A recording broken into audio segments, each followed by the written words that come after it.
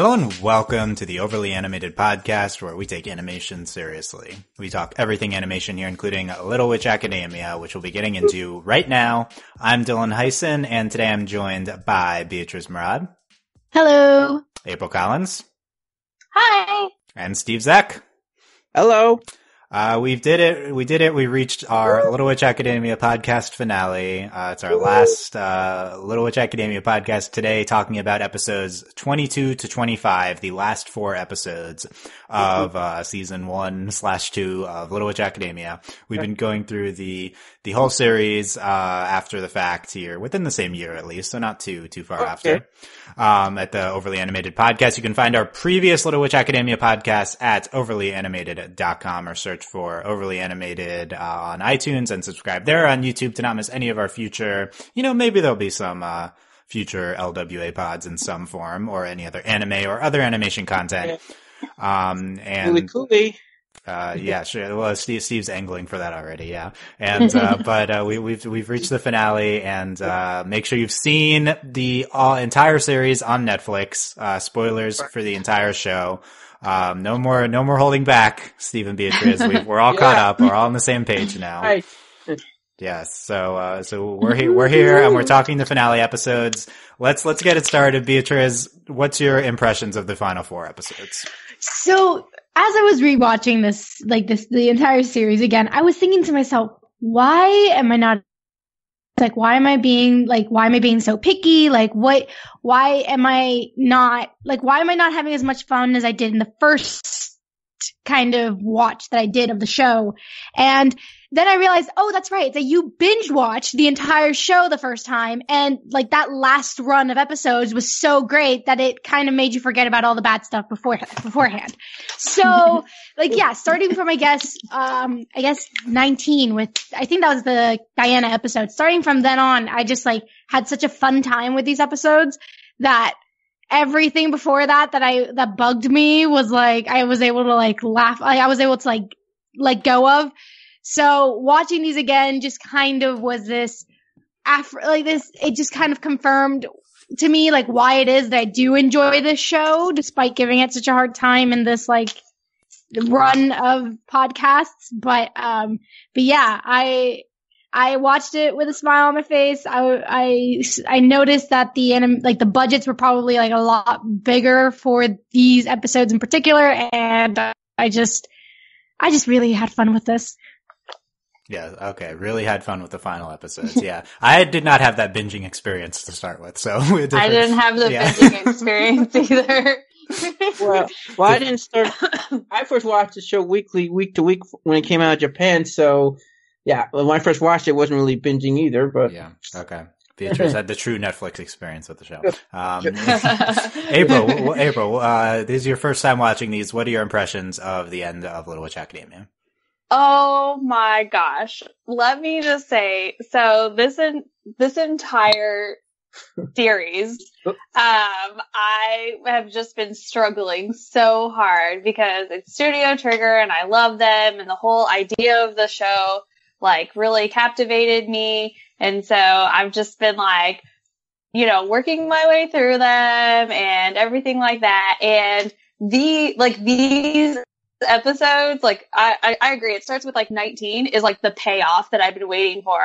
This is what I had been wanting all series long was these episodes. And so I was so happy and relieved to get to them and to be yes, this is what I wanted from this show. Why did it take me 19 episodes to get here? I don't know, but here I am and this is amazing. I even teared up at the end and got emotional and it's no joke. With animation, all it takes is some really, really good animation and I get emotional. And so I was why is this so beautiful? And that was it. But it took me to this point. So I really enjoyed these episodes. I mean, I have small nitpick things here and there, but other than that, this is what I wanted from the show the entire time. So I'm very satisfied. Very satisfied. To a certain extent. Well, to a certain extent, yeah. Okay, two people who've been very hard on the series so far have very positive thoughts so far, so that's good to hear. Steve, Impressions on the last 4 episodes. Okay, I'm to be fair here. I thought these episodes were wonderful. It seemed they followed pretty much the format of, say, like Avatar: Last Airbender or Gravity Falls, and that we kind of had a 4-part finale. They kind of feel like a movie if you watch them all together. I feel happy. Like we got all this stuff. Like the Chariot reveal finally happened. We got an interesting little backstory with Chariot. We got Akko and Diana just doing their thing.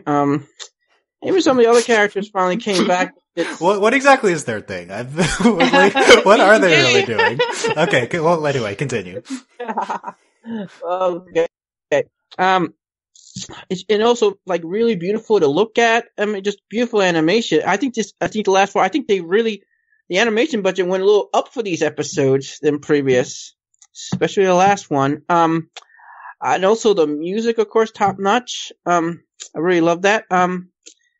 Like I said, though, I do have one thing on episode 23. I kind of thought perhaps if they just would have took out one of the like earlier filler episodes, that it would have been great, though, if that episode, the whole Chariot backstory, could have been a full-length episode, like Legend of Korra Beginnings or Voltron: The Legend Begins type of episode.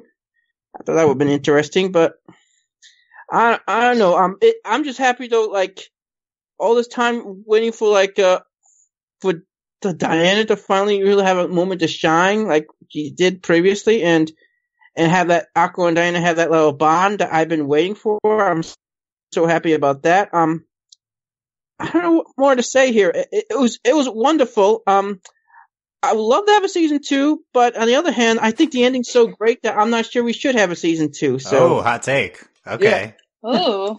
Advocating against a season 2. Okay, we'll talk about that. I'm just saying. A lot of people are divided there too because I want more, but at the same time, maybe it's best to leave on top. Okay, yeah, on top. That's a bold proclamation. But okay, let's, Steve obviously very positive at the ending. So 3 for 3. Am I gonna bring it down? What do you guys think? Am I gonna are we taking bets? Yeah, what do we I heard some of what you said on Discord, so I can take a guess. I don't know. I'm hiding my thoughts. Okay, no. Apparently, you might as well tell us at this point. I'll tell you. Okay. It's your turn. It's my turn. I really enjoyed the last 4 episodes.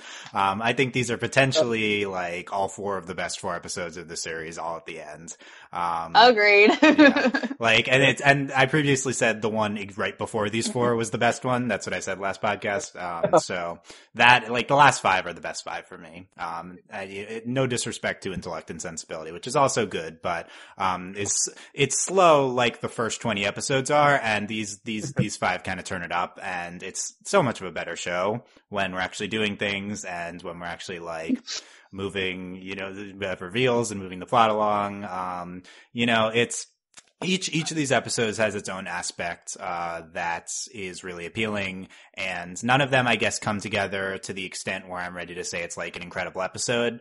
But each of them has an incredible moment to it, which is fine. Like it's good enough on its own. And I agree with Steve. It does function if you watch them all together as a 4-parter, just because they all happen sequentially. Like the rest of the series never happens one after another, but these 4 episodes really just do take place right after another, and it ups the stakes. I think that the big thing that comes together are a lot of these character moments. I think that the plot and the mythology do flounder in the finale, much like they do the whole series. I'll defend that point. The last episode is just has a complete nonsense plot, and it's kind of indicative of the whole series, I would say. I think they needed something to go boom, is how I like to think of it. It just triggered the trigger. Yeah, it's the most random, stupid crap that I've ever seen. But it was, that being said, April. I was gonna say it just I felt like at moments I was watching Kill la Kill. If anyone's ever watched that, like very much in like the way things are like animated and just how everything sort of looks. Like it was very, very reminiscent of Kill la Kill. So, and I love that show, so I'm not complaining.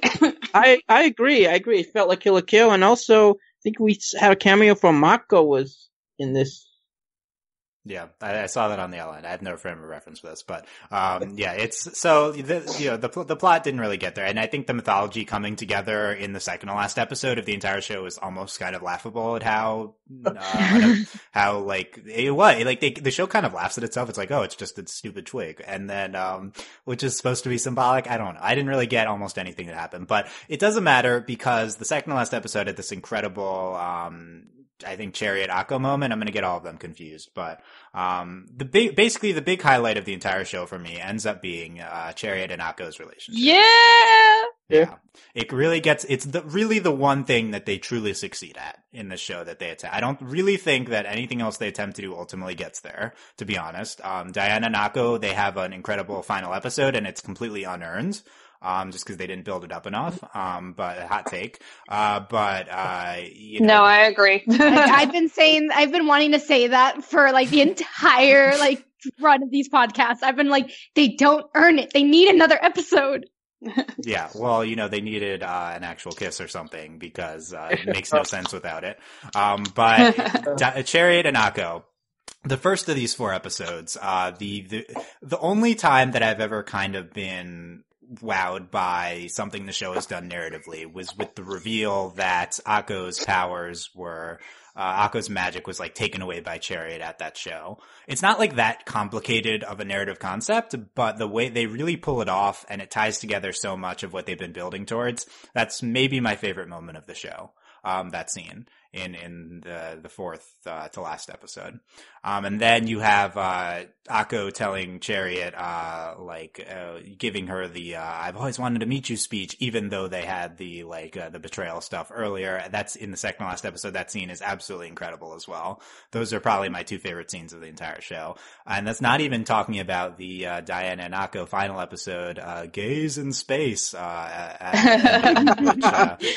it's the most ridiculous thing ever. Why are they in space? What are they doing?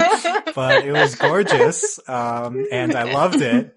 And the last, there's like a 5-minute period. I thought it was the last 10 minutes, but it's not even that long. It's a 5-minute period when they're in space and fighting. They're fighting the missile and then they're in space and they beat it. It's the best part of the show. It's incredible animation. The whole last episode is so gorgeously animated. I think the last episode ends up being my favorite just because, it does so everything's much and it's so pretty. Gorgeous. Yeah, exactly. It's like, that's what I wanted. I wanted it to be like, this, it needed to be, not that this is feasible, but it needed to be that pretty the entire time before, if we're doing what we did. Yes. And, it's, so ultimately I'm very happy with these 4 episodes. I do think they're the best of the series. I'm, much higher than on them than I've been previously on the show. I will say I don't think it, makes up for I don't think the show fixes any of its problems here, except for Chariot and Akko was somewhat underwhelming, I think, leading up at some points, and I do think that's completely fixed. Like, that's the one thing that I really think, shines through.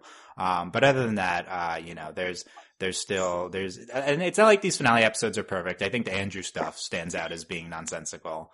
Andrew's really, oh my gosh, in the finale. It's really disappointing because Andrew's one thing they succeeded at, and then in the finale he's bad. So, he's not bad. He's not bad. The plot is he's just, yeah. He's fine. He's fine as all. He's great as always. Perfect. And, unproblematic fave. Yeah, completely unproblematic male fave Andrew continues to be, but he's just in the stupid plot, and whatever. So there's a lot to talk about here. Steve, what do you think of my assessment as number 1 LWA fan that the Chariot Akko dynamic ends up being the big highlight of the entire series? Oh yeah, I've been waiting for that forever. I'm like, finally it happened. I thought though the reveal, the secret about Chariot maybe stealing Akko's magic, it kind of answers the question for why she didn't tell Akko earlier. It kind of yes. They really have an answer towards why are they being so stupid with this. I'm really proud of them for not having it just be completely nonsensical, dramatic stuff. Yeah, it's something you don't see many times. Many superhero stuff there's always a dumb reason why they keep it secret from their loved ones. When Miraculous Ladybug has the identities revealed, there's not going to be a cathartic moment that explains why we've been hiding it this entire time. No, but LWA had that, yeah. Yeah, and also, question though. After you saw episode 22, what did you think of, with Chariot's reason? Do you think Chariot, must have had a reason, or she was tricked? What were you thinking before you saw episode 23? Because I remember when episode 22 aired before 23, that week we were waiting, I know how many fans pretty much turned on Chariot saying, "Oh my God, is she a villain or something?" I mean, I'm like, chill. No, she must have had a reason. Maybe she was tricked or something. She would not do that on purpose, or I know she wouldn't. So, Well, the ultimate reason of her being tricked by Crow, I think, falls flat for me, to be honest. It's a very fast moment, and I don't blame Crow for anything in this. As number one Crow fan, even though she turns evil for half of this finale, I was on her side for like half a second. Like she's so quick to switch. Yeah, and I was on her side. Though. I was like, take down the entire world. Like, I'm with you, Crow. Do it. And I agree with her though that the whole sacrifice thing, like she couldn't know, like that whole show, it was just normal humans. She couldn't know maybe that one human wanted to become a witch, or someone from Beatriz witch family be at the show. Like logically, she wouldn't know that. So logically, don't okay. hurts. I think you're letting her off too easy. I think that she is at fault. I think that it doesn't take a lot of a logical jump to connect that she might have to drain power from people. I think she maybe knew it in the back of her mind and was just ignoring it anyway. And I also think that you do have to consider that there might be actual magic users in the audience. So, like, I don't, like, blame her. Like, there's never mad at Chariot. Even after the reveal before we learned it wasn't really her fault. I was fine, you know, it's just like, I don't blame her. I don't blame Akko's reaction. I thought it was well done in that regard. I wasn't mad at either of them. And, I feel like we let her off the hook a little bit next episode, but I still think she's, at fault a little bit. That's a hot take, I guess. What about, like, the end, like, when Chariot said, "I'll wait for you." Bro, is that like one of the most gayest lines ever? Like you're waiting when someone's going to jail, like, "I'll wait for you." Yeah, I don't know what you said. Jail on the outline. I don't know what you mean by that. Like, I know it's question mark. Yeah. Who's arresting Crow? Like, who's there to do that? Which like police? Was she being arrested? Were those police officers? I'm really confused. They left it ambiguous because I guess they don't want like maybe little kids maybe to think so dark that she's going to jail, but. I don't know. Maybe she was because she kind of deserves some punishment, no matter what, right? No, I don't. No, I don't. Yes, she did. Yeah, she. I don't know. She needs some check. Yeah, there's no magic high commission to check her in the show. Exactly. Yeah. Well, maybe that's a good thing because most of them like Rombers is incompetent. Okay, so Star vs. Force Wheel. Yeah. But I don't. Yeah, that was a good moment. The Crow Chariot. I feel like that succeeds a little bit less than the Chariot Akko stuff. You know, I feel like they could have played romance a little bit more if they were going for that, but they didn't. I didn't even buy that they were friends because they're just fighting for most of the flashbacks. Yeah. Well, that's they're why the true rivals. Like, you know how Akko and Diana are always like talking about rivals? Yeah. Like, they're the true rivals. Aren't they supposed to be friends though in the past? Yeah. Like, oh yeah, yes. Well, like you can be like friends with your rival. Well, that's why frenemies. You know, well, you're really friends. Well, I thought Akko and Diana a little better than frenemies, but that's why I always thought. That's why I think though the whole Chariot flashback thing had episode 23. I would love that to be a full length episode and maybe get some more like development in Chariot's relationship and more like layers to it. Yeah, I'm gonna need later. I want you to defend why yesterday is the best episode, Steve. But we'll get to that in a second. All right. Because I don't know why it is yet. But I'm interested I'm open to hearing why. Beatriz, what do you think of the Chariot Akko? Do you agree that it's the best dynamic in the show, Chariot and Akko? Absolutely. I think if their relationship hadn't worked, the show would have fallen apart. Like I think one of the reasons why these last 4 episodes are so successful is that all these kind of relationships, all these like little seeds that were planted for these relationships, maybe not the plot, maybe not anything else, but for these interactions between characters, all just kind of came into fruition after maybe possibly too long of a time. And, I mean, they had them. It's the most important relationship because it's, you know, it makes sense, really. It's a show about a school, the professor, the student, the idol, the mentor. Like, I don't know. It's just, it's the best relationship. And I feel like there wouldn't have been another, even if Diana and Akko had been much more present in the series, I still think that wouldn't have been enough for the series to kind of thematically finish off. It needed to be Chariot and Akko. It needed to be them. And, so yeah, I agree. Yeah. April, thoughts on the two of them? No, you guys have all done a really good job at summarizing basically my exact feelings about the Akko Chariot relationship. It was the one that made the most sense to develop, and I'm okay with like the fact that they didn't really develop the rest of the relationships. And like it was the one that needed to be developed based off like the premise of the show. You know, Akko wants to be Chariot, so you know Ursula is Chariot, so that makes sense that that's the relationship to sort of, I guess, focus on is, you know, and of course with any relationship in any show, there has to be the drama. So I thought it was very, very well done. Yeah. And, I guess I want to dig into those two moments that I talked about a little bit more, because I feel like these are, Steve, thoughts on, the episode 22 reveal and episode 24, like Akko Chariot, here's what I wanted to tell you this whole time. Two best scenes in the series, I say. What say you to that? Oh, well, I thought the whole reveal, like when she first revealed herself, I was like, yes, finally. Even though like it's supposed to be like a tragic little moment, but you found the whole reason for Chariot, like why she was hiding it. But I felt so like sad and bad when Akko was just like crying, like we had a little montage of her past with Ursula at the end of 22. I was crying, man. Every time I see it, I cannot like just have some tears, at least feel some tears coming through, because it's just so sad to watch. And I think the music does a great job of kind of establishing that scene. Episode 24, Akko Chariot, like Akko meeting Chariot, quote unquote.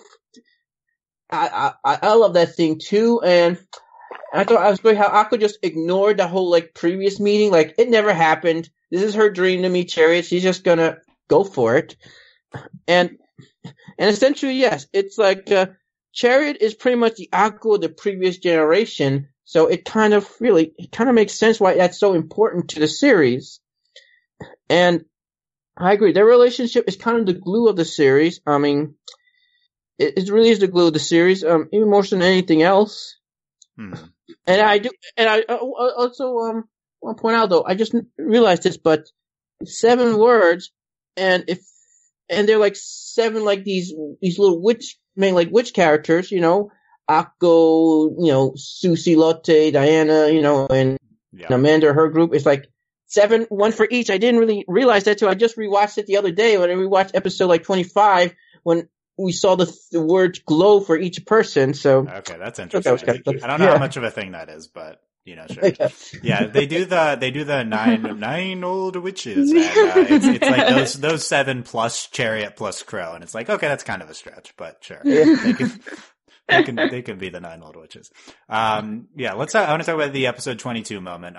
This is like I don't even have much to say about the rest of this episode except for the great moment with the reveal of who Chariot is. Crow like forces her to reveal who she is, and it's like you've been draining the dream fuel spirit, to a lot of nonsense terms, by the way. The dream fuel spirit and the Nor fuel spirit. And that's why Akko can't fly. Like this is like a plot thread that they've really maintained throughout the entire show. Like Akko not being able to fly, Akko not having as much magic, and it just being at her idol's expense, I think, is something that really worked. I think the scene was just beautifully animated and like directed and stuff. So, that came together for me super well. And I love that the Chariot reveal is under duress. I guess that's, it's kind of it's not how anyone wanted it, but it would have been too clean if it was just, we'd heard Akko the entire series. Here's what I'm going to say when I meet Chariot. So it's good that it got subverted, I think. Mm-hmm. Yeah. And something that's actually very satisfying on the rewatch is that thing of like Akko not being able to fly, there comes a point throughout the series where you find like there are these little moments that maybe on first watch, because you don't realize what's happening, you don't catch. But when Chariot realizes what's going on, And then there are these very small heartbreaking moments when someone will say something so flippantly about like, oh, like, Akko, oh, well, you can't even fly. And it's kind of like, oh no, but it's not her fault though. So it's this like, my favorite reveals are the ones that make me want to rewatch something over again and see it in a new light. And this definitely does that. I feel like what's the point of a reveal if that doesn't change everything that you've like known so far? And yeah, so I very, very well done. And I just love that Chariot just like doesn't even apologize. She's like, I know I'm horrible. I'm horrible and you deserve, like, I can't even defend myself. And Chariot is such a tragic character and I love her so much. Yeah. And she's a Jedi too. And there's a lot of emotions right now. Yeah. Two things I want to talk about there. But, yeah, it's a good twist. And it's also like the only twist I think that the show almost ever has. So, I think that it saves its punches and it succeeds there. I guess I should table talking about Chariot just shooting the moon because that's another thing that makes sense to me. But look, I'll come back to that. Yeah, I want to talk about the episode 24, Akko meeting Chariot, like Steve described. Yeah, it's really powerful because it's very like schmaltzy, I guess, but I think it's earned it.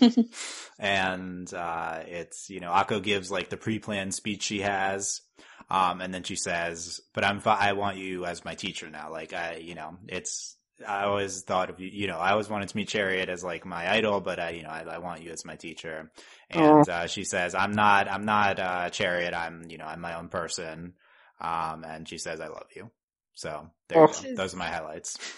It was beautiful. Yeah. But I mean, will she still call her Ursula? That's what I'm curious about. Like, is she okay with calling her Chariot? Like, or is she just completely denying her that side of her identity anymore? I don't know. That's something I'm curious. I'm pretty sure though. Ursula pretty much came out pretty much that she's Chariot in the whole school. Like, she's wearing red hair now and stuff. I think pretty much she announced the whole school knows she's Chariot now, pretty much. So I don't think it's really much of a secret anymore. But that's my. I want to call her Ursula though. Like, to me, she's Ursula, not Chariot. Like, cause that's what I mean. Yeah. Because she's Ursula in most of the series. So. Yeah, but the red hair though, it's like Ursula Chariot, like a fusion because she doesn't. It doesn't matter. I color my hair all the time. Yeah, she's Ursula with the hair dye. Yeah, how about Chair Ursula? No, okay, no. Okay, I'm not going to. That'll be the big season 2 reveal, is what we're calling her now. Yeah. I just remembered something before. We kind of dropped it a little bit, but going back to the reveal for a second, I love the use of fireworks. Because these red fireworks, they're just kind of exploding in the background. And then they kind of give Ursula or Chariot this kind of red glow, like on occasion. It's just like, that's her past coming up, like the red, cause red signifies Chariot. So it's like, that's her past coming up to blow everything up. And it's just, I don't know. There's just a lot artistically that they did that I just really appreciate. I love the very end of episode 22, when pretty much all this stuff goes down and you just have fireworks in the background. Like fireworks is supposed to symbolize like happiness, like celebration, and it's really all tragic for Ursula or Chariot and Akko. It's perfectly done. It's animated, just. That scene is super gorgeous. Just where it came together so well. And then in this episode 24, after that, we have the stuff with the last word, and we got more gorgeous, shiny rod animation casting away. love it. And then they're like, they all cast it together.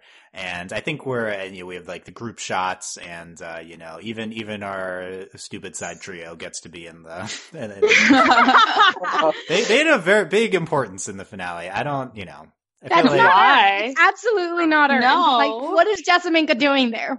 Well, hanging out. Why? I thought her one line was very funny because of how stupid it was when she says, "That doesn't sound tasty at all." I mean, it's so ridiculous. Yeah, it's like you're literally, this is the character that you, okay, but. Kind of like, and I don't know, but maybe I'm jumping a bit ahead but once they're like up in the air on the broom, she just kind of, did she just fart her magic out? Like, what is that?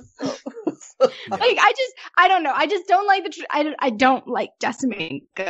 as a concept. Yeah. Well, it's a bad concept, but she exists, so that's why she's there. She's good for who she is, but like it's not her fault. But yeah, well, she didn't get her fault. She didn't get her field trip episode, and that hurt her character.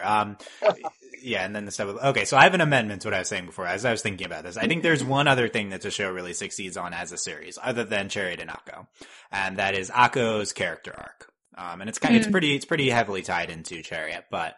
The finale solidifies basically what we've been doing this entire show. We don't really do anything new, but it's, like, I was thinking back to episode 6, still one of my favorite episodes, is all about, Akko, you need to be your own person, you don't need to follow Chariot, and that's what we do again here in the finale, but, she's idolizes Chariot so much, it's gonna take a lot for her to break from that. And I do think that comes together well between talking to Andrew again earlier in one of these episodes. And then, when she meets, when she acknowledges Ursula's Chariot and, she's like, I'm going to my own person. I think that really succeeded. I think Akko does succeed as a character, and, it's a big characterization success for the show.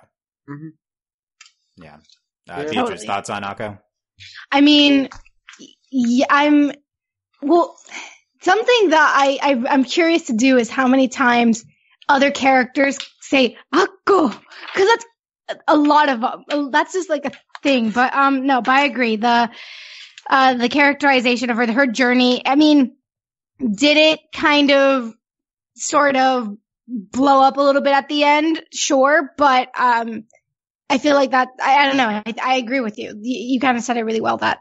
Her journey, like, if there's anyone that needed to have some sort of, like, change and development throughout this thing, it's Akko, even more so than Chariot. Like, she's the one who needed to show some growth, show some sort of maturity after everything, and we definitely got that. Yeah, and also in the epilogue, too, with her, I think that was a very successful epilogue, her, like, trying to fly finally, and her laughing with her friends at something that was not funny, but still it was, and then that's what she flies. Yeah, it was great. I thought that was a good focusing on Akko and the whole last episode's very standard anime finale. Yeah, that's fair. Yeah. I think it's fine. It's fine. The beginning, like, really lost me. Like, I don't know what, I checked out. I was like, what is happening here? What's this missile? Yeah, we'll talk about the missile. I want to talk about, Crow. Croy. She ends up being our villain, kind of, in the end here. You're right, Dylan, you called it. Because we had one. You said she wouldn't be the final boss, so you were right, kind of. I said she would or wouldn't be.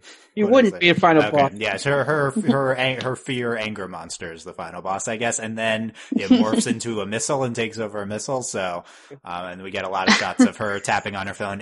I can't control it.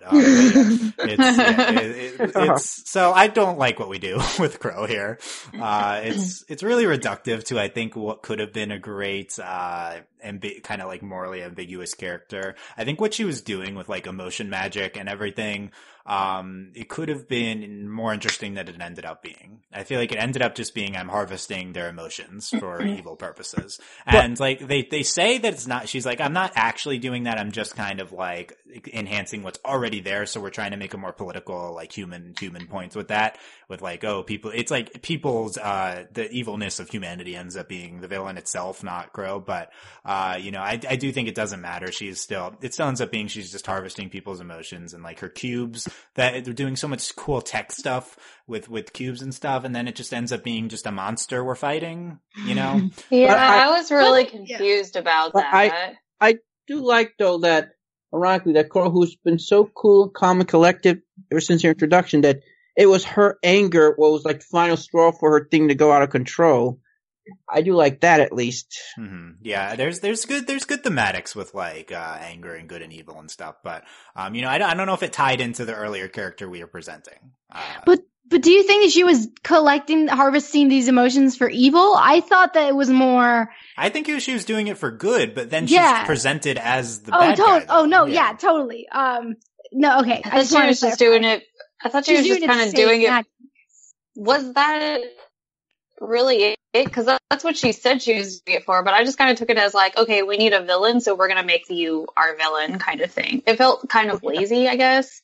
Well, this world though doesn't have any real like evil characters. Really, it doesn't have anyone that's like just plain like. I remember I was talking Discord trying to compare Little Witch Academia to another show called My Hero Academia, and though that show has some really evil, twisted people, this series does not have any of that. It's like more of a kind of a idealistic, like a rainbow, beautiful world thing in terms of even like the worst person seemingly is really good deep down.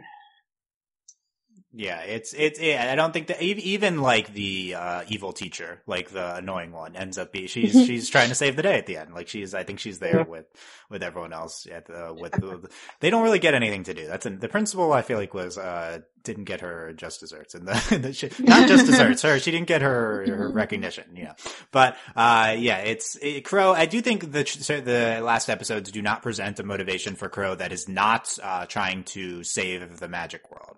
Like, I kept expecting it to be like, oh, she's actually doing it for this because we're presenting her so evilly. But even in the flashbacks, all she's just doing is trying to find, trying to find this magic renewable source, trying to, save the magic world from dying. So she does ultimately have good motivations. She is presented very sinisterly.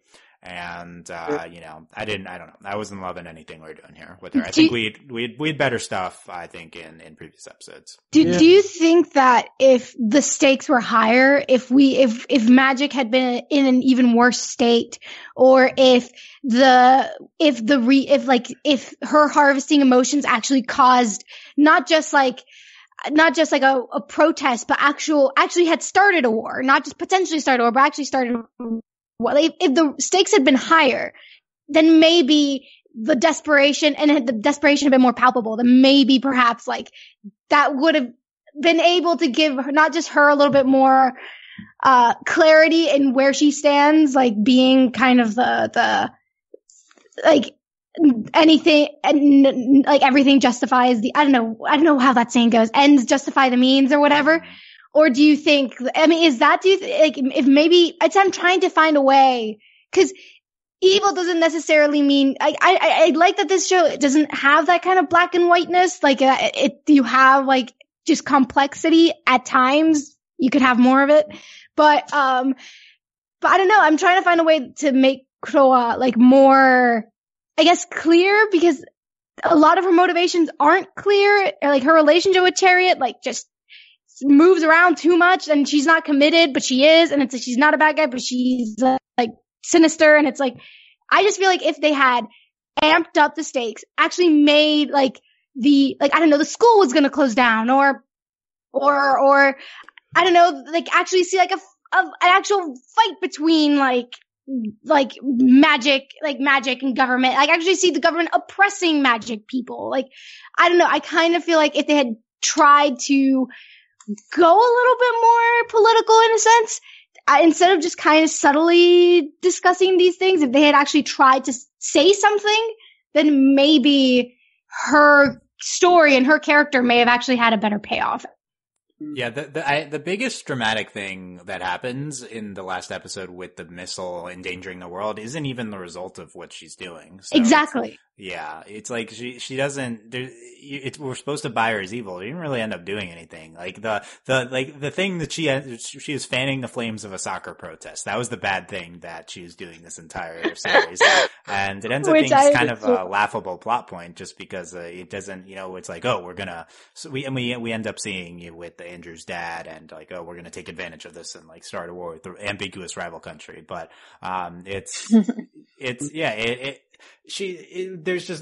there's nothing that results from what she's doing, and we just take away the any sort of consequences of her direct actions and make it more of just the anger of humanity as a whole, and I think it just leaves kind of a bland portrait of her.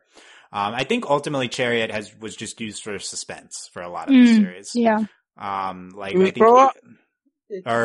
Chariot. Crow was used for Chariot was also used for suspense with the identity reveals, but Crow was used for suspense because a lot of her motivations are unclear for the entire time, and we don't get an explanation for why. It's just like she's kind of like messing with Akko and Chariot. Is that what we're supposed to take away at the end?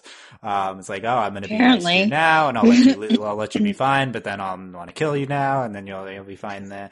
But yeah, and ultimately she's didn't have nefarious intentions in the past. She did try to trick Chariot and get her to, she was jealous, and she was trying to manipulate situations or whatever, but it was towards the same goal. And in the present, she's still working towards the same goal as everyone. And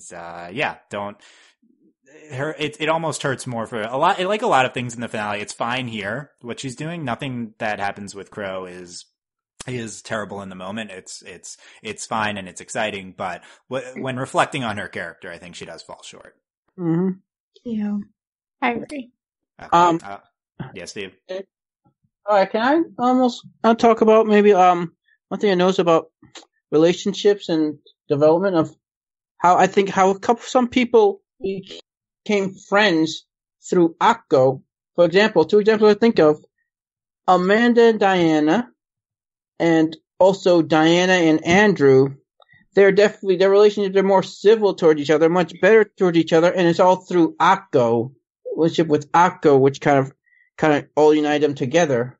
Like, yeah, relating back to the Akko's character again. I think that's noticeable in the epilogue when you have like randomly the still to be honest don't know their names. The Diana Hannah and Barbara. Yeah, Hannah and Barbara just being friends with the group. Yeah. Well, one of those things will foreshadow back in episode 4, but yeah.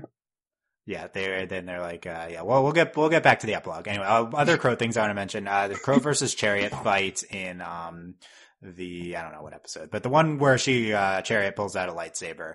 And, what was that? Oh, yeah. I mean, the lightsaber.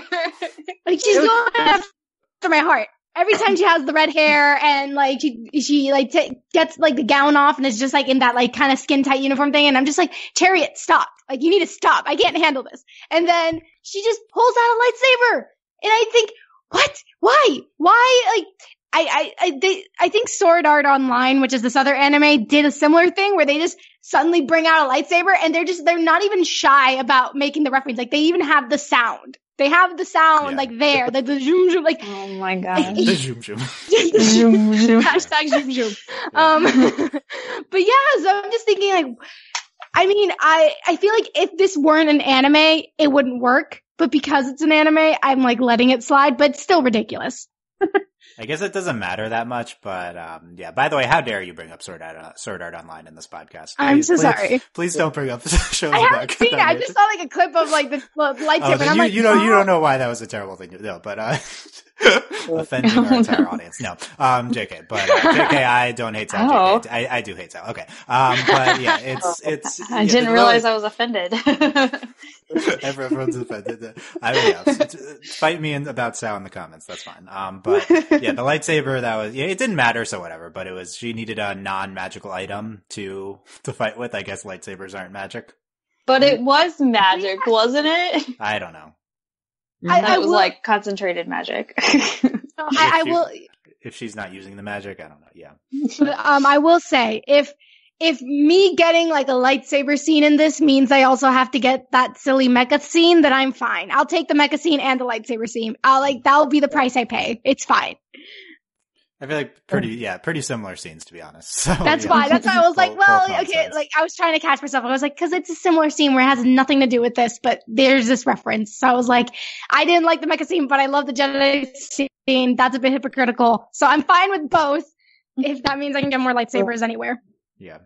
Well, it was just like, this is the second time we've seen lightsabers on the show, man. We've seen it before, back in episode 8, so it does. I have no memory of that. Oh no, but that was just a straight up. Wait.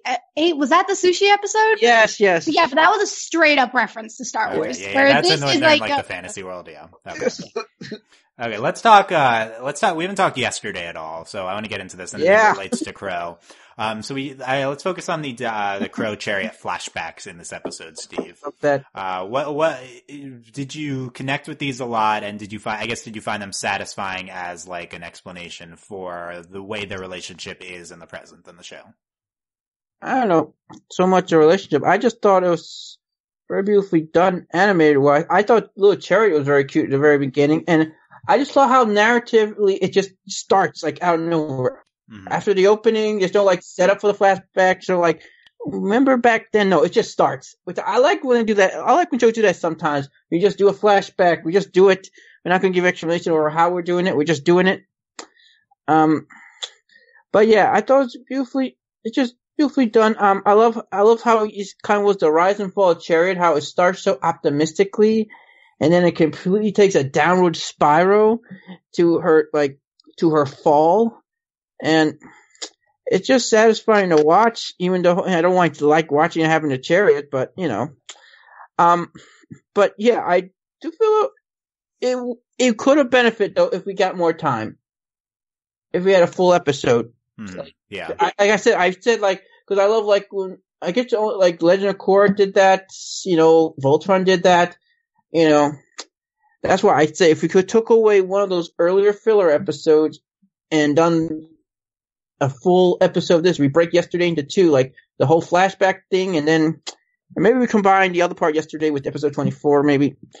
Yeah, I think that could take your pick on which episodes you get rid of. Any of them is fine. but I do think overall the episode though, it's just a beautiful story, even though really like only like the 2 steps were moved in the plot, because really all that really happened in the plot was we find Akko and Chariot goes to confront Kroa. That's all that really happens. Not much movement in the plot, so I guess I can understand maybe why you might not like it as much as I do. But I just thought it is the least narrative heavy episode. I don't think that matters to me though. You know, I did find the Chariot Crow flashbacks pretty matter of fact. Like I don't really felt like I delved into either of them emotionally. I don't know if I had enough time to do that. I definitely got like what was happening. It's like, okay, she's stealing people's magic. She tricks her, yada yada. Then she like randomly shoots the moon at the end. We get our third reference to internet comments. So you know, I got that part, but I didn't really connect with either of them in the flashback. One thing I don't get though was after Kroa revealed what she did, how she tricked Chariot, and they got in this big argument, and Kroa says, "I'm done helping you. I'm going my own path." And then presumably, I don't know, like a couple months later, she's at a Chariot show, like, again, helping her, like, erase memories after she breaks the moon. Like, that really I didn't understand, really, because I don't get the nature. I referenced this earlier, so I'm just bringing it up. There's no point, but I don't get what they are. Are they friends? Are they rivals? Are they dating? Like, well, what's going on with them? I genuinely I never emotionally connected to the two of them. It's like it's 1 year Chariot senior. I had no idea about that, right? I was gonna say, I didn't know about any, like, if you had told me. Well, first of all, Akko and some of the others say that. I guess when they're like who's this at the school? And also, you gotta go back to episode 3. Episode 3, the photos of past winners of the race. You see, he won the race the previous year, the year before Chariot. Yeah. By the way, I'm gonna forget to bring it up again. The broom comes back, Steve. Yeah. Were you so hype about that? Oh yeah, the shooting star, and they keep hyping it up with the all his like cameos and these like newspapers and stuff. Like this magic broom appears again. It's there for the climax of the show. Wow. and can I just? That's the most important part. Can I talk about Diana though? Like. Let's in the episode. Yeah, there's that. We're gonna definitely talk about Diana for the rest of the episode. Beatrice, comments on the Crow Chariot flashbacks in yesterday. I mean, they're fine. I don't know why, but there's just like I kind of like what you said, in that there's no real emotional resonance. I mean, say for instance, if Chariot had like a little bit of a meltdown and just be like, "You want magic? Fine, here's some magic," and then shoots at the moon, and then she realizes her mistake in like after her fury of anger, then okay, I can like kind of understand her psyche and like why she does certain things, but we don't really get that. Like I don't know why, but for some reason, if anyone other than Akko doesn't seem to have a lot of emotions expressed on their face. Yes. Like animated wise, they aren't expressed. And I wish we would get that a lot more. I like when animation focuses on the face. I think that would be great. And I don't know, it was fine. Even after watching, I think this is like the the third time I've seen this episode, and I still don't understand why she shot the moon.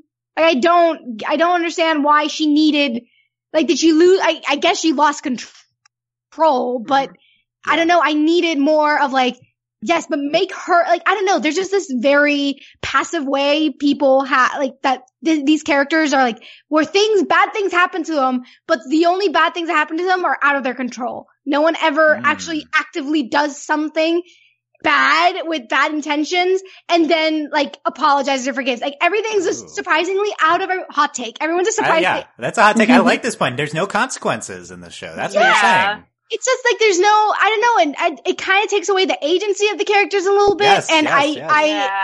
I want more. I don't know. So like this is just one of those examples. I want to see more of Professor Woodward. I think is her name. Like I have no comments on Woodward. Like, I think the worst thing that anyone ever does in the show is like in this flashback, Crow like tricks Chariot. Like I feel like that's like the worst thing anyone's ever done. Or like Hannah and Barbara bully Akko. Like that's like the worst thing. Like it's the only times like that people are actually intentionally doing something bad. And it's just like if Chariot had actually done something bad and actually regrets it, I feel like her character, her arc would have been more powerful, and that would have added to Akko's like forgiveness more, because she's like, there's just certain things that had they actually committed to them and amped it up, made it a little bit more murky and gray, that it could have elevated the story a lot more. And these flashbacks are just kind of another example of it. But they're fine for what they are, but they could have been better. Yeah, April, please tell me why Chariot shot the moon. Like, what was going on there? Yeah, tell us. I would love to tell you, but I can't, because they didn't tell me that whole thing. Like, it was so very, like, I was just like, okay, you're showing me all of this, like I almost wish that there had been more, like, I guess, like, sprinkles of it throughout. Like, okay, so Chariot decided to disappear after she shot the moon, but, like, it was just like, okay, so that's why she disappeared, but, like, I feel like it would have been, like, more, like, beneficial almost to the story, to her story, if they had been like, if there was just like Akko had like one of those moments where she's just like, whatever happened to Chariot, and they're like, oh yeah, she shot the moon. Yeah, like, no one mentioned it is explained though, like Crow erased everyone's memories, but I kind of thought, is it Steve? Is it still visible? Like, is this still? It is still visible. Like, no one ever questioned why the moon has star in it. NASA would not have let this happen. NASA would have also like, why is this a problem? Like, I mean, I can imagine why it would be a problem. Like, are the tides messed up? But is it a problem? I would like though. I would like if the other witch's problem with Chariot was also the fact that she like did that to the moon. That would actually make more sense. Like why the other witches are like cold, like to mention a Chariot. Like not only because she put on shows for the people, but and used magic for entertainment, but because she destroyed the moon and did something reckless like that. That would have actually added more to it. Well, that would have made sense for Chariot having to go into hiding. Like whenever they showed me that, I was just like, okay, but if like they erased everyone's memories, then why has Chariot been in hiding this whole time? Like that doesn't make any kind of sense. Like to me, like it just doesn't make sense to me. Like if you had erased everyone's memories, like who knew that it was Chariot that had done it, then okay, sure. But like there's never that like, oh yeah, Chariot shot the moon kind of moment. So it's like, what does it matter? Like she could have been out in the open the entire time. Like, I thought she went to hiding because she had no more tricks. She had nothing more to offer to her magic show. But they didn't say that. Like like entertainers like go in and out of the business all the time. Like whenever they don't have anything to give anymore, like then they sort of fade out. So that was like I could understand that, but you have to tell me that. Like you have to tell us things. You can't. I'm just giving you my interpretation of what I thought. Okay, we have no explanation for the moon thing. No, there is literally no explanation for the moon. But how about more commentary on internet comments are mean? Because oh my gosh. Again. Third time. Now, let me tell you, running this website overly animated, this theme speaks to me because people are very mean in the comments, and I don't think Little Witch Academia comments have been mean, but you just, if you post anything on the internet, you will see that like half of comments are just vitriolically mean, and it is a big commentary on humanity. And I like bringing it up in a piece of media like this. It's interesting doing it in kind of a non-current modern technology, like old school fantasy show. Interesting, like thematics, but yeah, it definitely seems like we're specifically going into the series with Studio Trigger, like with them wanting to comment on this hot button issue with internet comments. But why? Have they I think they looked online about their shows, and they didn't like it. What? Kill la Kill's amazing. And what they did for Steven Universe was beautiful, so... Wait, I'm sorry, what did they do for Steven Universe? They were part of it? Yeah, they storyboarded half an episode of Steven Universe. Yeah. Oh my god. Yeah. I'm more forgiving the fact that it's a third time, because the fact that Chariot is, unlike the other two characters, Chariot is a much more important character.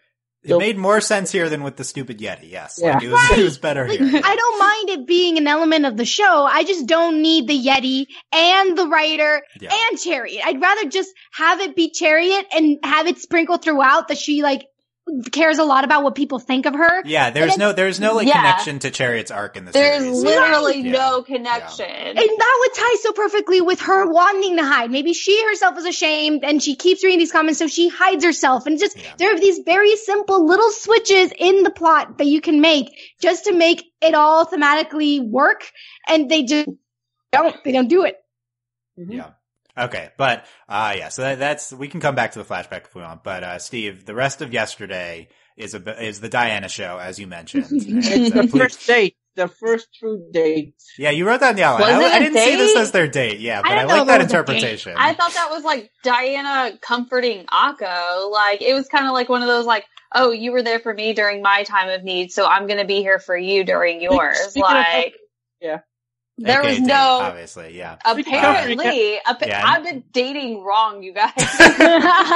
Look, Chumlee was there, so is Chumlee there on all of your dates? Like what? No, I told you, doing it wrong. Can I just talk about one quick thing at the very beginning? I thought was very important in showing how much Diana has grown. Is like when Lotte first came to her and said Akko is missing, she puts her shoulder on Lotte, like she puts her hand on Lotte's shoulder. Very comforting. To make this look of trying to comfort her and say it's going to be okay. And I thought that showed a lot of development, because I cannot imagine the Diana, like at the beginning of the series, doing that, showing like more like grotto of people's feelings.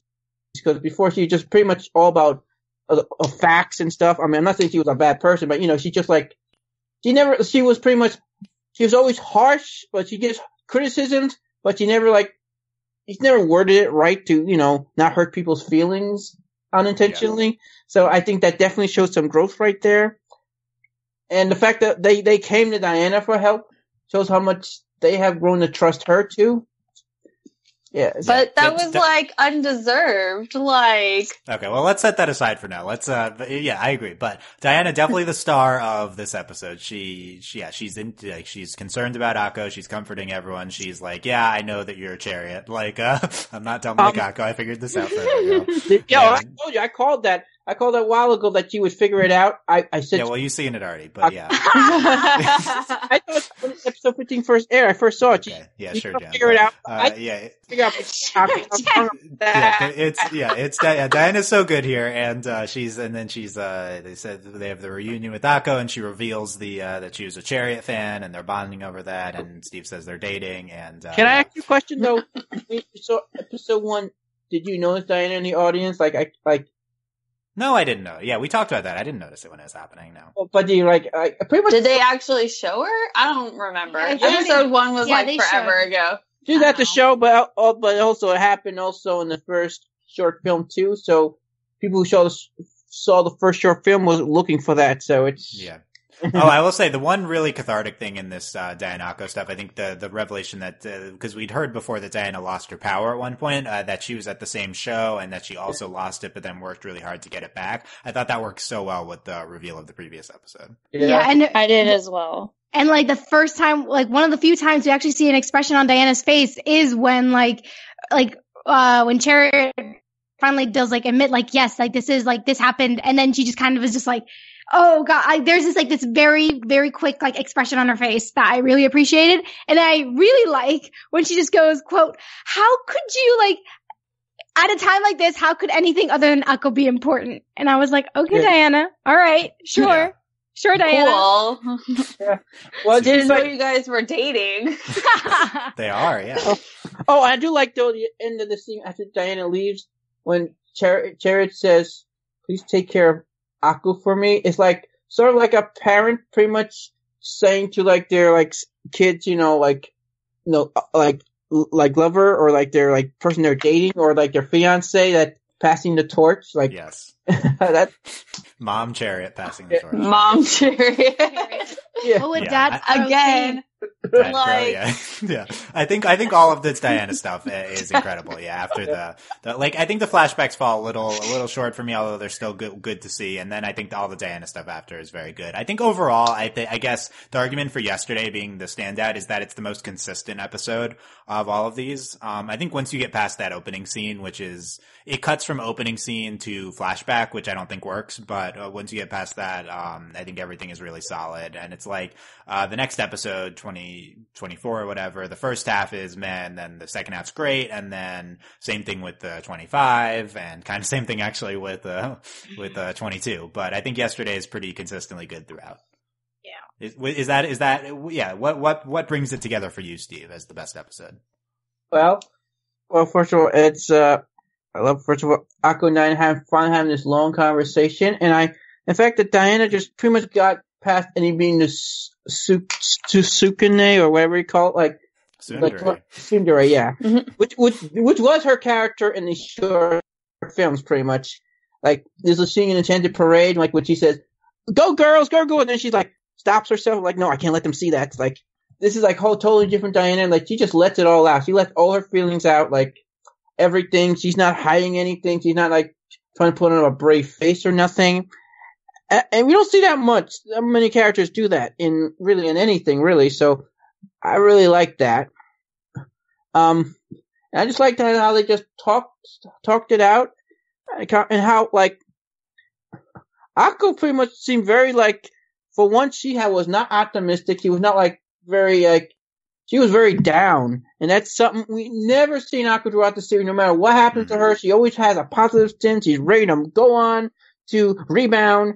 And she's pretty much emotionally beaten up, and Diana's the one to get her back on her feet, to get her back to be the old Akko, which I thought was great.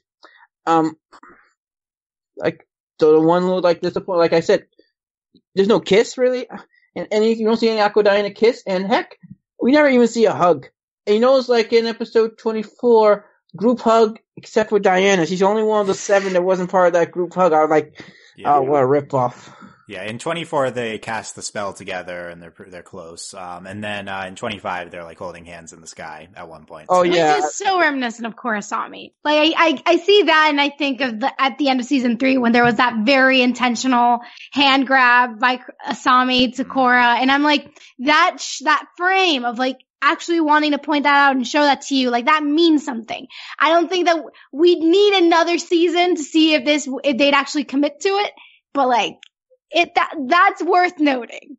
Oh, can I mention I talked on this the whole comparison to Kurosami and Dynako and how it develops, like how it began though. They both began sort of rivals, at least rivals in the sort of main character's eyes, like Korra's eyes and Akko's eyes. They were rivals, maybe not so in the other ones. And also how like Korra and Akko had preconceived perception of what these people were, and like. Akko thought Diana just mean, a snob and stuff. Korra thought Asami was just a prissy rich girl, and how all those things were just wait, like they were just proven wrong very, though different to Korosami, that happened like very early on, like episode 7. This one took a while. It took a while from like episode 19 for Akko to see the different side of Diana. And then they get closer, and if Dinoco like really became a thing in season 2, like it would be like Korosami. It would sort of follow the same blueprint over how they got there. Even throughout the British family, like the whole like the dead mother thing too. Yeah, I see the similarities for sure. Yeah, let me, I guess, give the abbreviated version of the Dayanako rant, for this, yeah. So, I love the two of them in the finale. I think it's wonderful, them in the sky. It's great. I think them in, Yesterday at the end is great. Them casting the spell together in 24 is great. And, what we saw from the two of them in Intellect and Sensibility was wonderful. I think as we alluded to before, the last episode, them being the two that are like casting the world altering magic and saving the world from the missile, it does, I think, feel unearned. Because I don't think that there's enough of a build up in their relationship to get to this point. Like Steve mentioned, we go on a long journey with them and they get closer and they see each other differently. And, they're, and we have this whole thing with, Diana, like I've always, you can cast magic or whatever in a way I can't or something. Well, like they admire each other. And to be fair, from a natural perspective, was Korosami really earned too? Like that was sort of like okay. No, Steve, get out of here. Get out of here. So look, we're not. No one's claiming like it's different because Dayanako. This is like one season and it's intentionally plotted out as an arc. Whereas Korosami, things are changing throughout 4 seasons of a long show. But also, it's only been a relationship that's only been hashed out in like 3 or 4 episodes, like, and barely if that. Like, it would be more like earned and deserved if it was something that we had been building for the entire season or the entire series. But we hadn't been. It's literally only been like 3 or 4 episodes. Like most of the show doesn't have Diana in it, and then she's suddenly like this vital character in the last episode. No, it's not even that. She's suddenly a character. Like she suddenly has purpose or meaning to the story. But before that, she we were kind of talking about like, oh, like Diana like is being like nice to these people, and it's like, well, maybe she has been this entire time, but we haven't seen that. Like, for all we know. Would you like to see maybe Akko maybe done this all by herself though? Because some people are saying maybe like, why didn't I tag along for this? No, I'd rather have Diana. Even though it's unearned, I'd still rather have Diana. But naturally, you need Diana there because you forget Akko can't fly. She can't fly by herself. Someone has to drive. She got the broom at the end. Susie could be there. Lotte could be there. They all just Amanda, who was known as the flyer. One of them could have actually like. Amanda or like Lotte would have been much more better fits because as far as we know, Akko was closer to them. So, like a point being, someone had to be there. Like Akko could not have done it by herself. She could not be a solo, like stop the missile by herself because she needs a witch that can fly because she had no flying abilities until like the very end, the last scene. So, and even then. If Kuroa would have been there, if she had actually owned up to her like messing up and been like, no, Akko, I'm gonna fly you. I have to deal with this. Like, take responsibility, people. Yeah. Having Crow more involved would have been wonderful instead of just like standing there with Chariot. Or even having Chariot there, that would have been much more earned. Yes, well, Chariot can't fly anymore. That's why I didn't want to. Side note, I don't know why we need to do the Chariot losing her magic arc. That didn't amount to anything. It was just kind of a thing that happened. Maybe it's kind of like it just kind of is like it brings it full circle in that now Chariot can't fly by protecting Akko, and then when Chariot was selfish, Akko couldn't fly. So now when Chariot was selfish, she couldn't. I don't know. I could see the parallels and the circle of that. Yeah. And in the short film, Akko could fly, but she just couldn't fly very fast. And I think that's where she is now at the end of the series. She can fly, but she's just kind of still in her training wheels. She's not going to go like fly like on her own, like super fast or anything. like Amanda would. Yeah. Okay. The other aspect of the Dayanako that feels unearned is the fact that they're just so intimate when they're in the sky and they're casting the world changing magic, and it's like, okay, this doesn't make sense to me with the relationship that we've been presented. Because I am not okay with the implied girlfriends, and then then we'll just assume that they're girlfriends. Like, I think this finale would have been perfect if like 24 had ended with them kissing, or like maybe even 22, like our yesterday, whatever. But like if we're gonna portray them, like the last episode feels like they're in a romantic relationship, and that's not what the series has presented previously. So it feels like there's a disconnect for me. I agree. There is. Yep. They needed another episode, or just a couple more moments of shared glances, of like shared touches, like catching up on Mysticons. I'm noticing people being touchy, and I'm like, these little moments of touch matter, and people pick up on them. So they need to kiss, or at the very least a hug. I mean, even Chariot and Crow had a hug in the flashback. I mean, come on. Give us something. Yeah, I'm just very unsatisfied with these types of portrayals. And this is why I get turned off from a lot of shows like this, is that I don't want to stick it out for 25 episodes to not have, to have you like, subtext portray a romantic relationship. Like, that's not, it's just bad storytelling. I understand that it's with circumstances of, the fact that for whatever reason they're unwilling to portray the female romance there, but it's just not satisfying for me as a viewer to see this. It almost like I can enjoy the last episode regardless. Like it's still wonderful, but overall it's not one of the things I feel like that the series super succeeded at. If I can defend the show in one thing though, at the very least an equal opportunity, in that it seemed like pretty much, except for maybe Frank and Lotte, really no romance at all, period, either. Like, really, it's like... Yeah, at least Akko wasn't with Andrew at the end. At least, yeah. So that's... Andrew, but not for Akko, like a relationship, but... Yeah. Briefly, speaking of Andrew's role in this finale is there with his dad and some other political person, and the other political person's like, war, and Andrew's like, let's not do. How about no war? Maybe not. Yeah.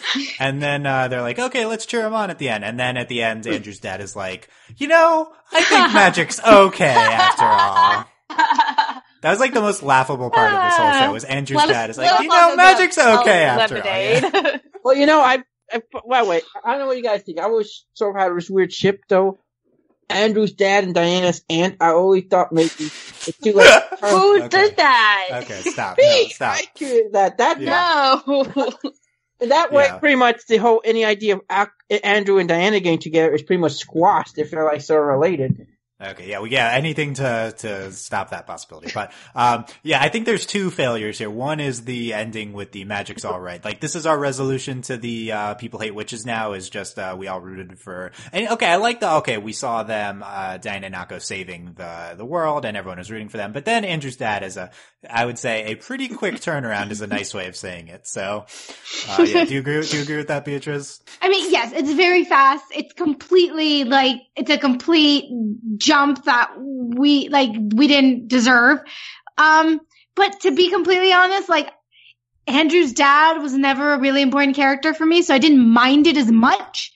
But I do, I would have wished if we had kind of seen Andrew do something less passively. If we actually had seen him in the streets, or do something, I don't know, have I know this is going to be way dramatic, completely out of tone, and not fit with this show at all, but think of the equivalent of that in the show's context when I say this.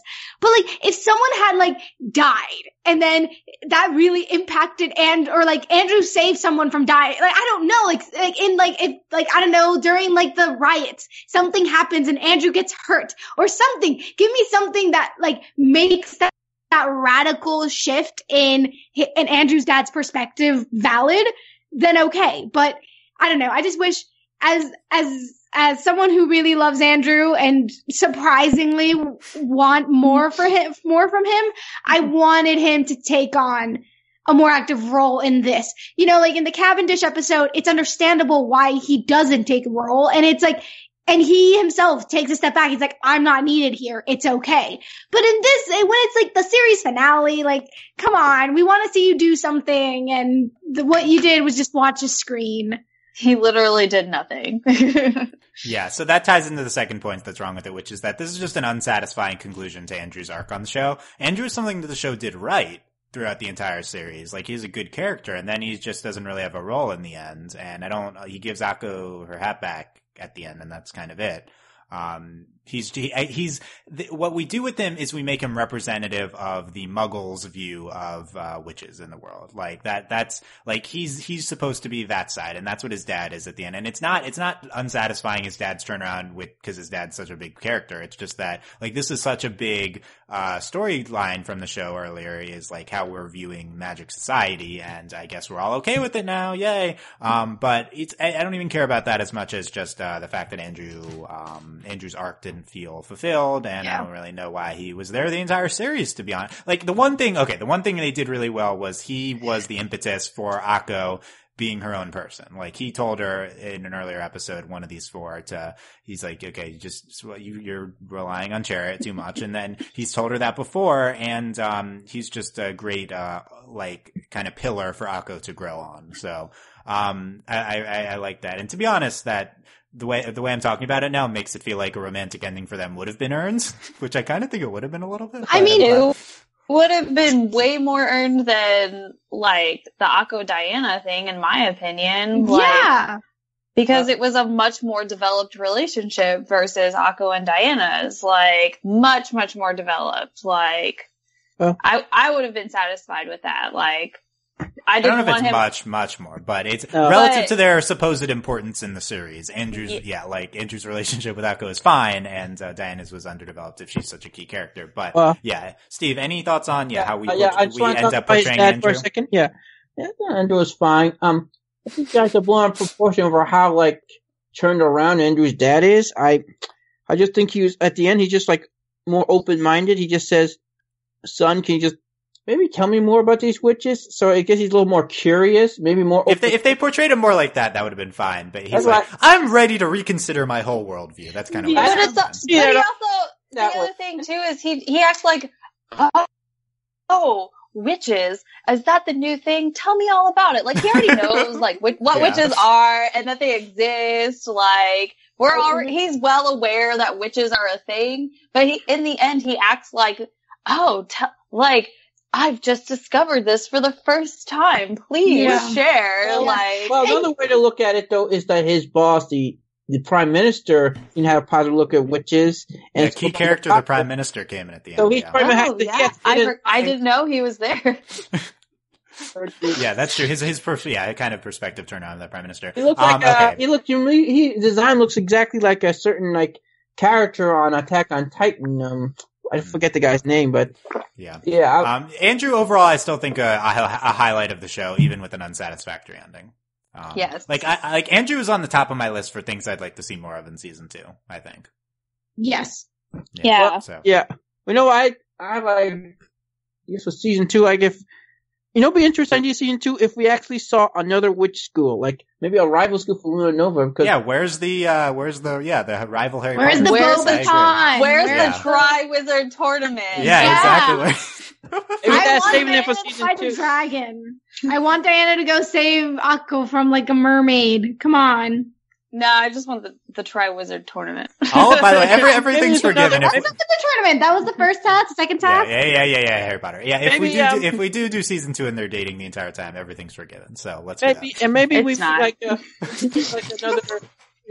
another witch descendant of the 9 old witches from the other school. It could be sort of like a sort of Diana in sort of way, and then she sort of maybe gets development too and stuff. It's like that'd be good. Yeah, there's a lot of possibilities there. Speaking of 9 old witches, they get makeovers in the last episode, and they're in the uniforms. Thoughts? Yeah. Thumbs up. Why? Why? I mean, they're gonna get more easily dirtied. Is all I'm gonna say. Oh, okay. Yeah. Those things should have been filthy. They traveled through space. Come on now. Okay. More rapid fire thoughts. Steve, give me 15 seconds on Professor Woodward. Okay. Woodward, well, she's kind of a horrible mentor. Does Woodward have emotions? Like, She kind of drove quite crazy. And it pretty much is like, cause she wasn't the chosen one, she pretty much ignored her like he didn't exist. Was that an intentional thing, or is she just like an automated process that did not register her existence? I would have done the same thing. Your relatable character, yeah. Well, I did think though she's definitely I love her design though. She looked very, very nice. I think just the mythology of the show amounts to just nothing. Like, yes. The words, the 9 old witches, Woodward, the Grand Triskelion, Yggdrasil, all of it was just ultimately meaningless to me. None of that did anything. But at the end of the episode, the Dragon Balls were separated back into the world again. Were they? Wait. Like, is that? What even happened when Akko like raises the staff and it's like, we're giving it. That's what I thought. I was watching Dragon Ball Z for a moment. Maybe that little girl we saw a big close up is like going to get the thing next. A spin-off show. Yeah.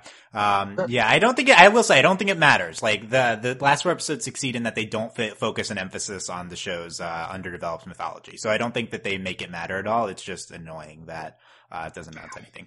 One sequence I really, really wanted to highlight that I haven't yet, like, one of my favorite moments of the entire series is within these, like, key 5 minutes of the finale that, I've talked about. There's one continuous shot of when Diana and Akko are fighting the missile, and Akko like metamorphosis into different things, and it's very reminiscent to me of the Korra Book 3 finale, in that we've an extended one shot, no cuts away, and like we're going all around the missile. She's transforming into different things. It was gorgeous and super well choreographed, and there's this sweet spot of 5 minutes where the show is absurdly good. And that was a huge part of it. Even though they're fighting this nonsense missile that like splits into like 10 different things, and then, kill a kill. It's whatever. It was just so gorgeous. Yeah, I agree. That was the most stylistically. That was the most kill a kill the show got. And to me, I was just like, something changed. Some team of animators kind of came into the studio and were like, all right, it's our turn. Like, step aside. We're here. We're here. We're finally here. For 5 minutes, we're here to do our jobs. And it's like, okay. Sorry we were late. I thought that was stunning. Other random things from the end. So, Steve, you wanted to point out the Rebecca Sugar and Ian JQ cameo. Yeah. It's just like when things like at the very end, you see victory celebration of the crowd. You kind of see them like, seeing screenshot of them like celebrating. They were in the second short film Enchanted Parade 2, and I think the Rebecca Sugar character actually had a line in that. I don't remember this at all. But the cameo that really stuck up to me, of course, it's Sugar and Joan Courtly. It's definitely the Mako cameo. I just love that though, because she actually talked. But if you've seen the short film, not only you can't parade. Not only see Rebecca Sugar and Joan Courtly, but also I believe Connie makes a cameo, and so does Dipper and Mabel. It's like such a love letter to the cartoons of the West. They love to do that sometimes. Yeah, you can tell Studio Trigger are definitely a fan of a lot of the Western animation. Let's talk about this epilogue. We've talked about a little bit already, the moment of Akko flying, but we also have all these characters interacting with each other. Steve wanted to highlight Constanza talking. Yeah, like last time in the episode. Finally got that. I never thought she was going to talk. I thought she couldn't talk. I didn't even notice this the first time. I didn't notice it either. Oh god, yeah. But there was a big moment. She's like talking about video games or something. Yeah. What? Right? Right? Isn't? No, isn't it that she? Sorry, is it when Akko's like finally like gets up like the broom the broom to fly, and then she goes, she did it, or she's flying or something. She said something. She flew. She said she flew. She was playing video games and then she said it after. Yeah. Hanna-Barbera are interacting with everyone, and that threw me off. And weird. Yeah. Talk about unearned. You talk about like Akko. Those two characters unearned. Yeah, I agree. I also believe though, if Diane says I'm going to be like friends with Akko and her pals, they would just do what she said. Yeah, they just follow along. I agree. Yeah. But I do think Hannah, I do think Barbara and Loki at least legitimately have like that Nightfall connection. And I think of I forgot about that. I think of the two of them, I think Barbara is the less of the mean one of between. Yeah, you have no basis for that, but okay. Which one is which again? That's speculation, Steve. Again. Theory. Yeah. Hannah is jealous of Akko because she was like, "You're gonna take my Barbara. I'm not letting that happen." When surprise, it was Lotte all along that she needed to work it out. Oh man.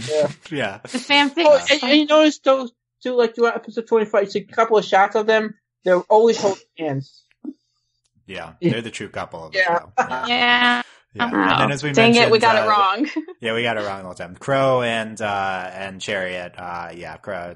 Chariot will be waiting. So, waiting for what? I also love when they build the room. We see definitely Croa and Constanza working together, like the two tech witches. We actually see interactions, kind of. Yeah, that's good. Yeah. Constanza is too talented for these people. That's my thought. Yeah, get her to, we need get her to actually engineer stuff. Yeah. Okay. Steve, what, have we not talked about, that's important that you want to get into? Okay, let's see what can talk about. Pick three things briefly. You're giving him 3? Oh my god! All right. I think I hit most things here. Oh yeah. First of all, okay, this is real stupid, but the beginning when the bird thing came to see Andrew I wasn't sure. It never revealed, was that Diana the familiar or was that Diana herself? Because I never seen her with a familiar, and we know pretty much the witches can turn to animals. Besides Akko, we've seen Lotte and Susie turn into fishes. So, I mean, I think it's the Cavendish duty for her familiar to be a unicorn. Like, I will not accept anything less. Yeah. But I don't know. I felt that for more than any other time in the show, that moment was the most that the show relied on Harry Potter. Cause if we didn't have that connection of, oh yes, that's probably a letter that came in, that's like how she contacted him or something. If we didn't have Harry Potter as like our source of like information on that, it would have made no sense. So like that is the one moment where I was like, you depended on Harry Potter a little too much. Also, I do wish though when we saw all those cameos, all those callbacks, though, we got a little bit more actually from, Diana's family, from Anna and her family, like, see like a reaction, like when you see on TV, like, is that Diana? Like, to do something more there, they just have a non-speaking cameo, like, it's like, it's someone in your family. It's Diana, like, either your cousin or your niece or just someone you work for doing this heroic thing. I really wanted more there. Besides just nothing. Yeah, and I don't know, that's pretty much it. What more can I talk about? Okay, that's it. Time's up. Okay. Yeah. That's it. 2 things. Good. Oh yeah, that's it. I hit on most things. We even, nor rod, nor fuel spirit. Now we don't need to talk about that. Okay. No. So, yeah. So, okay, we've reached the end here. I would like a 15 to 30 second wrap up review on the entire series from all of us. Let's end with this. Okay.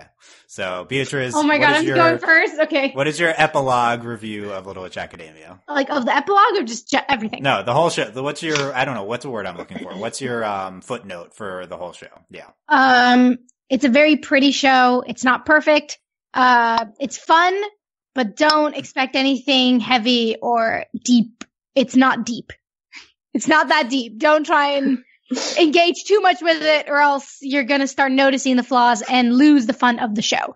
So, and I do wish that there's a second season because I think there's still a lot of potential for the show. And, hopefully like these last 6 episodes, prove that. And I just hope that they actually plan it out and think things through before they decide to hey, let's invest in our resources into animating all this stuff and not really have a plan. Oh, hot takes, yeah. Part of that review was Little Witch Academia would have been more enjoyable for all of us if we didn't podcast on it.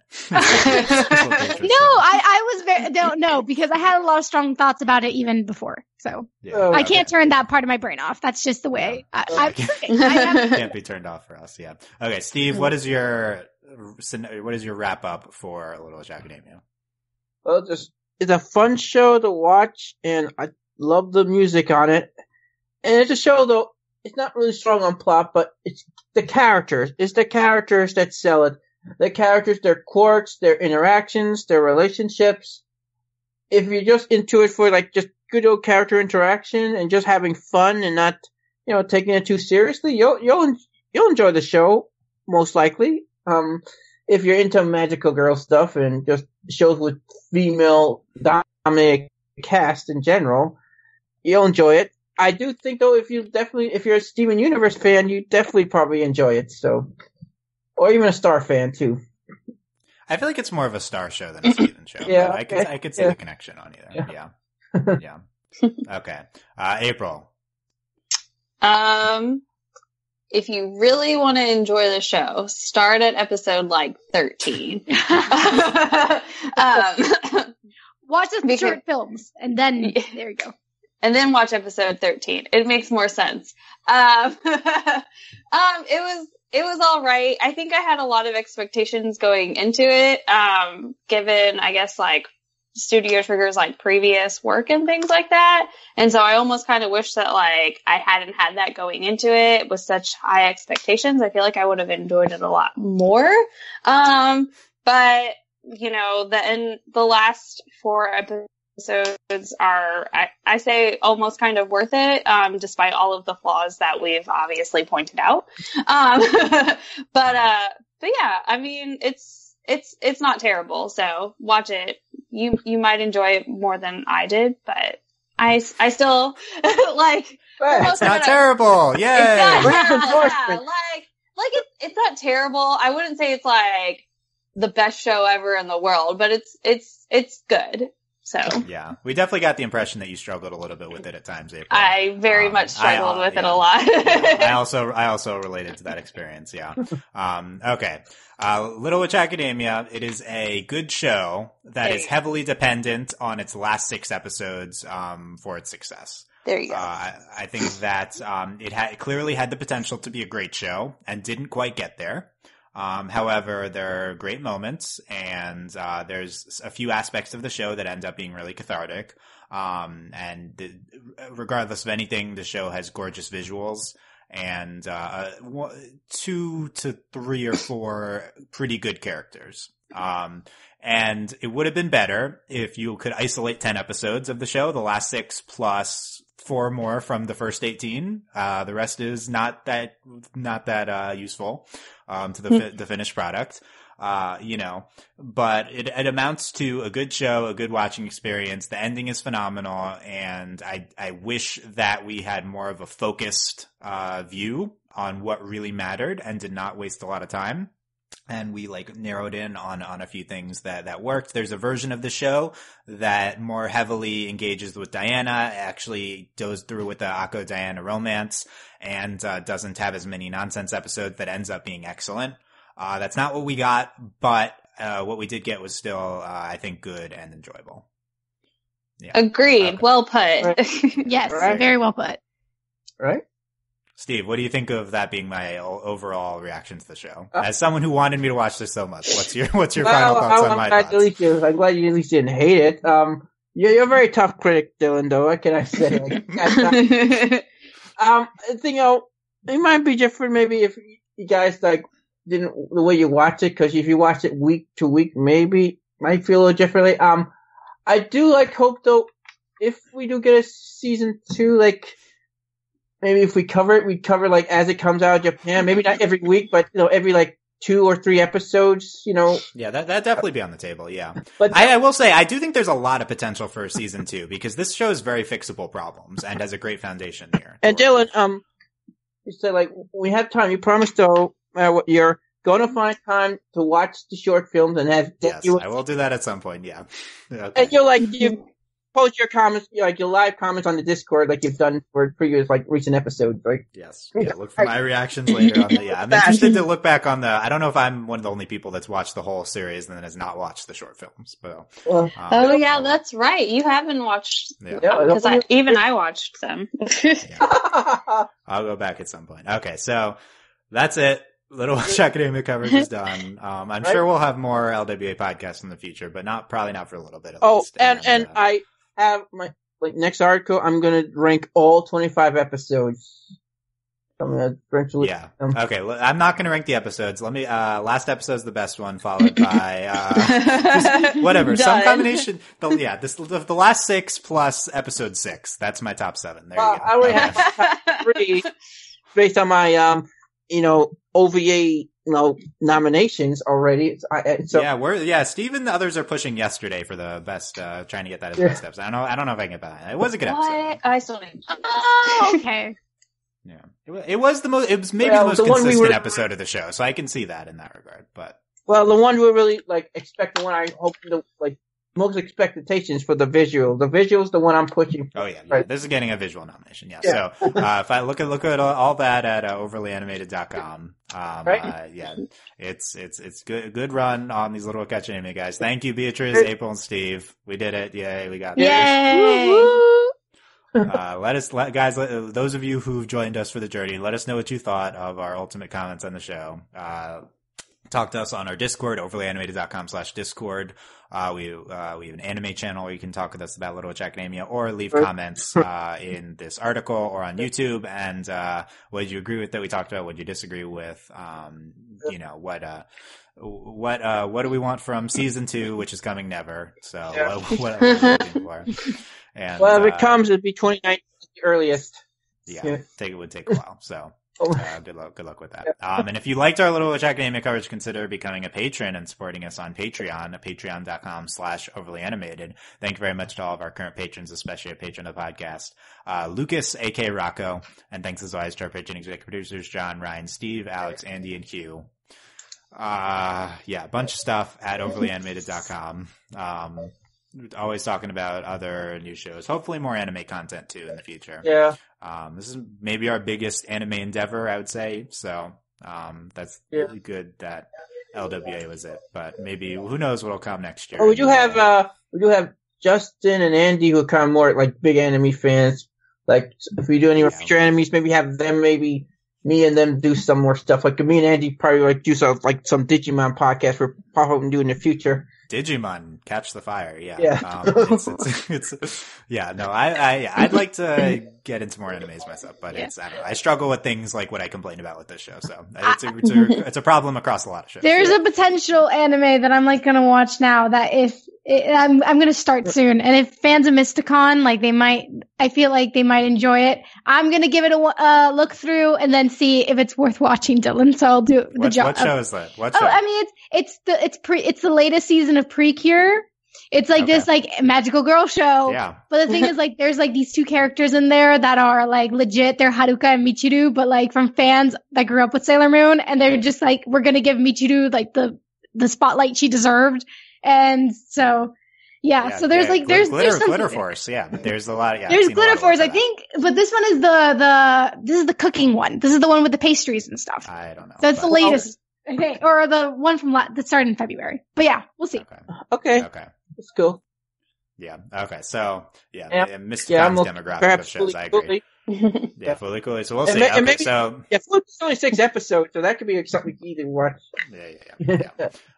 So let us know what you thought of this. Thanks, guys, for listening to all these Little Witch Academia podcasts. If you made it to the end, let us know at this giant long podcast. Let us know, especially if you listen to all of our LWAs.